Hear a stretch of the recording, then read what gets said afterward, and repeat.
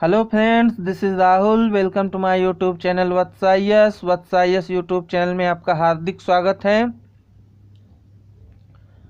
तो अभी हम मध्यकालीन भारत का इतिहास पढ़ रहे हैं और मध्यकालीन भारत के इतिहास में हमारा टॉपिक जो चल रहा है वो है विजयनगर साम्राज्य।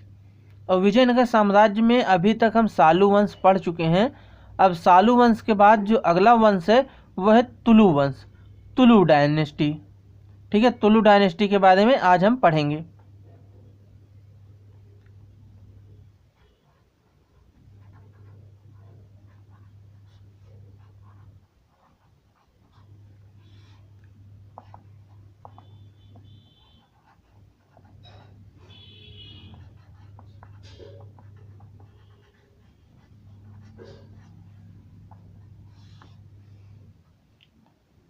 ठीक है, तुलु वंश हम स्टार्ट कर रहे हैं आज। पिछले वीडियो में हमने बताया था आपको कि सालू वंश में नरसिंह सालू का पुत्र था इमाद नरसिंह, जो कि अल्पवयस्क था। और इमाद नरसिंह का संरक्षक बनाया गया था नरसा नायक को। और नरसा नायक से बाद में जब अपना हक मांगा इमाद नरसिंह ने, जब वो बड़ा हो गया तो नरसा नायक ने उसको मना कर दिया और उसको पेनगोंडा के किले में कैद कर लिया। फिर उसके बाद नरसा नायक का जो बेटा था वीर नरसिंह ने इमाद नरसिंह की हत्या कर दी और सत्ता अपने हाथ में हथिया ली। और वहां से स्टार्टिंग हुई तुलु वंश की, और इसको कहा जाता है द्वितीय बलापहार। ठीक है, इस घटना को कहा जाता है द्वितीय बलापहार। ठीक है, सेकंड बलापहार है ये। तो यहाँ तक हो गया था, यहीं से स्टार्टिंग होती है तुलु वंश की। फिर भी मोटे तौर पे मैं आपको बता दे रहा हूँ जिससे कि आप लोग रिकॉल कर सकें उस चीज़ को।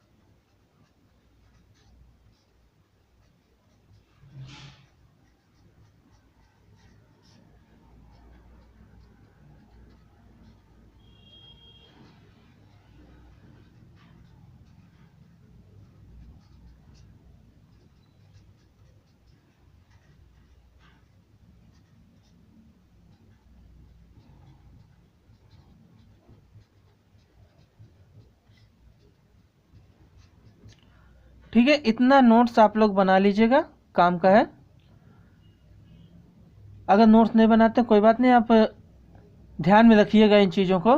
हालांकि पिछले वीडियो में मैं ये सारी चीज़ें क्लियर कर चुका हूँ, लेकिन फिर भी यहाँ पे मैं इसलिए बता रहा हूँ जिससे आप लोगों को तुलु डायनेस्टी के आरंभ के बारे में, उसका स्टार्टिंग कैसे हुआ उसके बारे में आपको जानकारी रहे, कॉन्सेप्ट क्लियर रहे। कैसे हुआ, इमाद नरसिंह का संरक्षक नरसा नायक, और फिर इमाद नरसिंह बड़ा हुआ, उसने हक मांगा कि हमें हमारा हक दीजिए, तो नरसा नायक ने इनकार कर दिया, पेनगोंडा के किले में कैद कर लिया। फिर बाद में वीर नरसिंह ने उसकी हत्या कर दी और तुलु वंश की स्थापना की। अब ये वीर नरसिंह कौन था? ये वीर नरसिंह कोई और नहीं, नरसानायक का ही बेटा था। ठीक है, तो अब हम स्टार्ट कर रहे हैं तुलु वंश। और अच्छा, इस घटना को क्या कहा जाता है? इसको कहा जाता है द्वितीय बलापहार।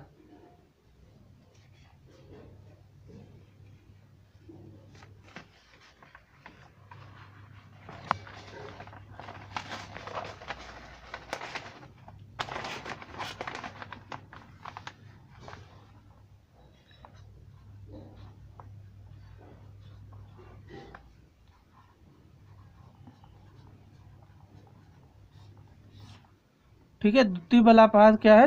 वीर नरसिंह के द्वारा सालू वंश से सत्ता अपने हाथ में यानी कि तुलु वंश में स्थानांतरित करने की घटना को द्वितीय बलापहार कहा गया है। अब देखते हैं तुलु वंश के शासक। तो इसका पहला शासक आप लोगों को पता चल ही गया है, वीर नरसिंह था।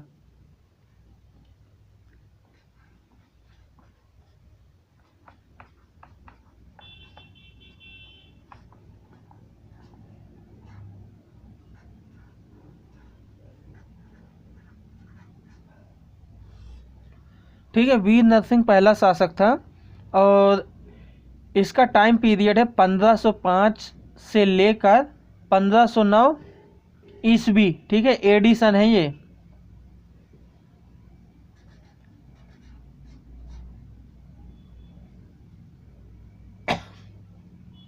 पंद्रह सौ पाँच से लेकर 1509 तक वीर नरसिंह ने शासन किया था। छोटे समय के लिए था,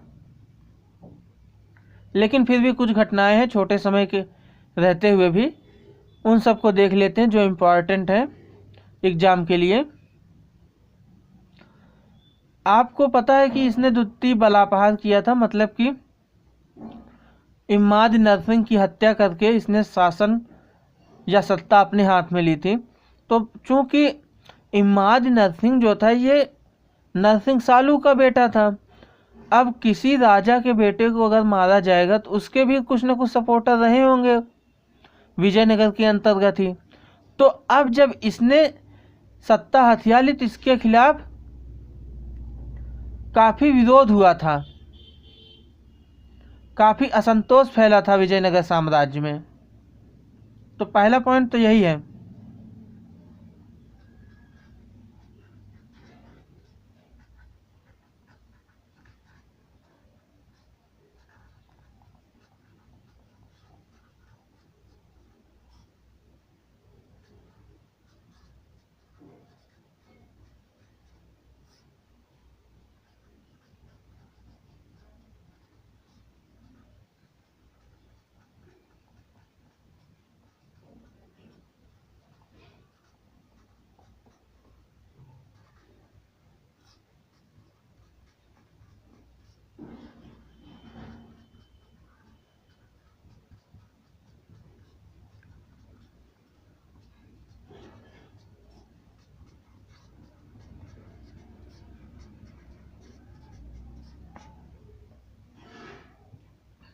ठीक है, वीर नरसिंह के खिलाफ विजयनगर के लोगों ने इसका काफ़ी विरोध किया। अब जब लोग विरोध करेंगे तो क्लियर है कि उस विरोध के अगेंस्ट में वीर नरसिंह को कुछ न कुछ प्रयास तो करना पड़ेगा उस असंतोष को, उस विरोध को दबाने के लिए।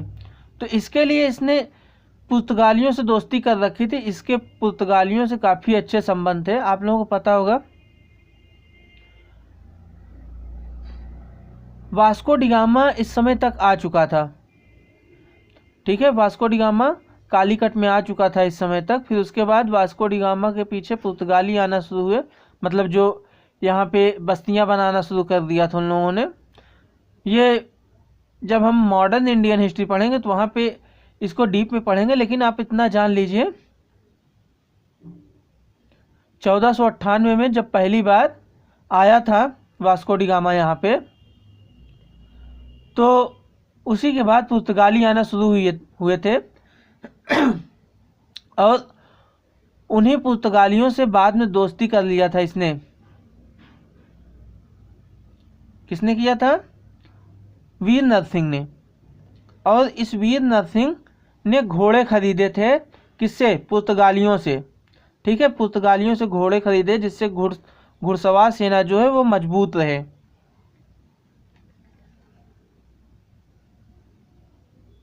और इसके समय जो पुर्तगाल का गवर्नर था, मतलब यहाँ पे इंडिया में पुर्तगाली गवर्नर जो था वो था अल्मेडा। ठीक है, तो इस पॉइंट को भी आप लोग नोट कर लीजिए।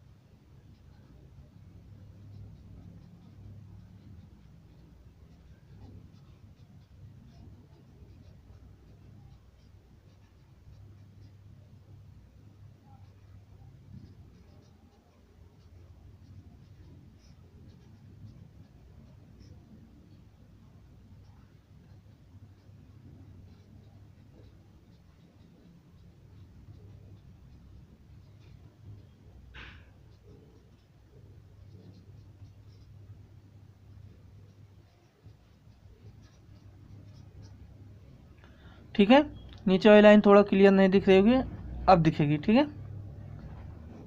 अब पूरा पॉइंट क्लियर दिख रहा होगा। इसका जो समकालीन पुर्तगाली गवर्नर था वो था अल्मेडा, और पुर्तगालियों से इसने अच्छी खासी दोस्ती कर रखी थी वीर नरसिंह ने। और जब असंतोष फैला था इसके विरुद्ध तो उसको दबाने के लिए घुड़सवार सेना की जरूरत पड़ी थी। तो उस घुड़सवार सेना को मजबूत करने के लिए अधिक मात्रा में घोड़ों की जरूरत हुई। तो उस अधिक मात्रा के घोड़ों की कमी को पूरा करने के लिए, मतलब अधिक मात्रा में चाहिए थे और कम थे इसके पास घोड़े, तो जिससे कि कमी पूरी हो और इसके पास घोड़े अच्छी मात्रा में रहें, इसके लिए उसने पुर्तगालियों से घोड़े खरीदे थे। ठीक है, अगर क्वेश्चन पूछा जाए वीर नरसिंह का समकालीन पुर्तगाली गवर्नर कौन था, तो आपका आंसर होगा अल्मेडा। ठीक है, और इसकी उपाधि के बारे में बात कर लेते हैं।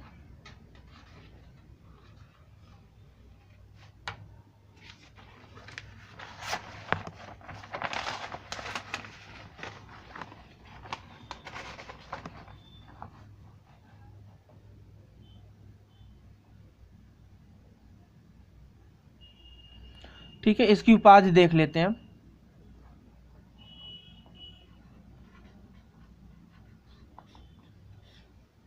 इसने भुजबल की उपाधि धारण की थी।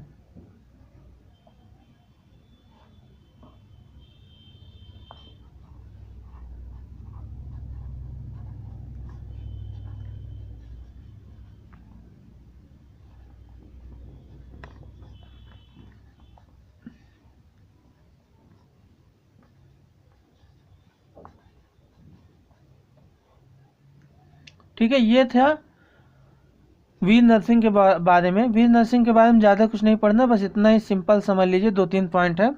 मैं एक बात स्पीड में रिपीट कर दे रहा हूँ। पहली चीज़ तो इसने इमाद नरसिंह की हत्या की थी, द्वितीय बलापहार किया था। ठीक है, दूसरा पॉइंट ये है कि इसने पुर्तगालियों से घोड़े खरीदे थे और इसके समय में काफ़ी असंतोष फैला था, जन असंतोष जनता के बीच इसके खिलाफ, यानी कि वीर नरसिंह के खिलाफ। और एक पॉइंट ये है कि इसने भुजबल की उपाधि धारण की थी। बस सिंपल से इतनी चीज़ें हैं जो आपके एग्जाम में आती हैं।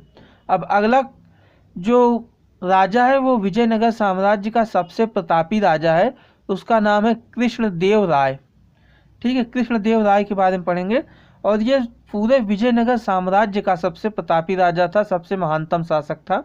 और इसका टाइम पीरियड है 1509 से लेकर 1529 तक, 20 साल तक करीब इसने शासन किया था।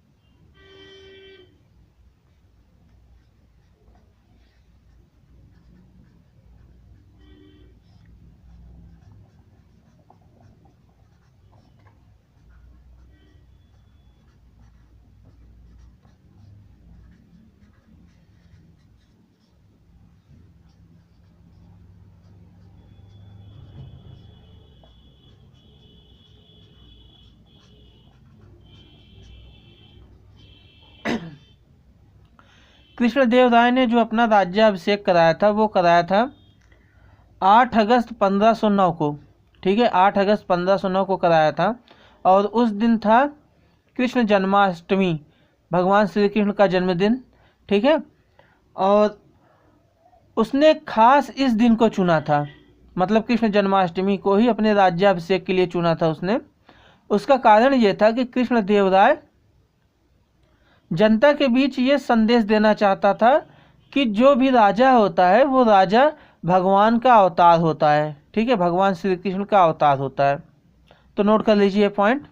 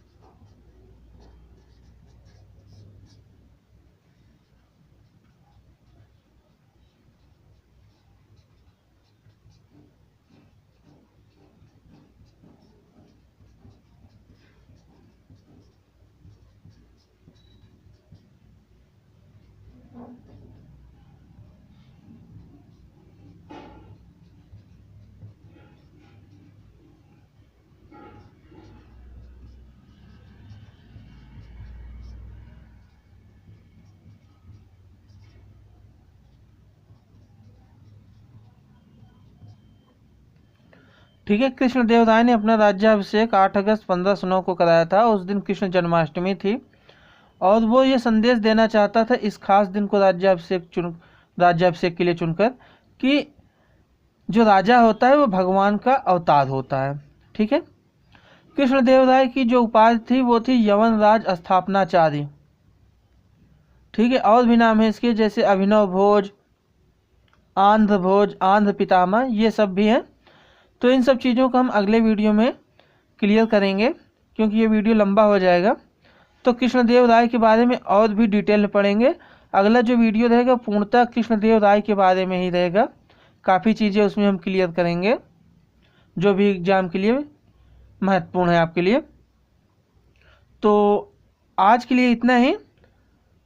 आप इस वीडियो को शेयर ज़रूर कीजिए दोस्तों के बीच में, लाइक ज़रूर कीजिएगा और पढ़ाई आप अपने से अच्छे से करते रहिए। ठीक है, जो भी डाउट रहे आप कमेंट में पूछ सकते हैं। धन्यवाद।